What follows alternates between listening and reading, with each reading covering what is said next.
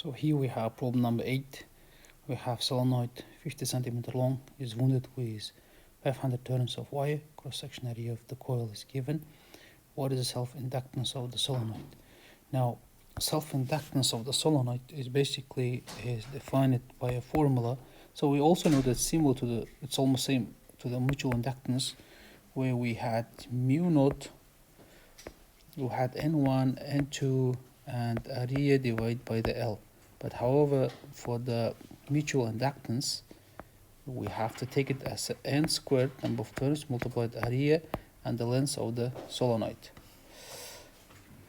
Now, problem number 9.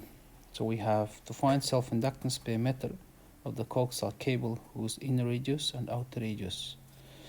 Okay, so we have to find in the problem number 9 self-inductance divided by the per unit length.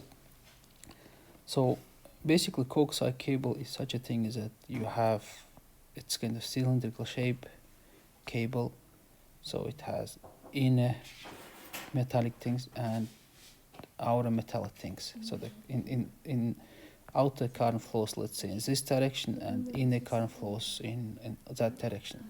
So we have here the radius in, and we have radius out, outer radius.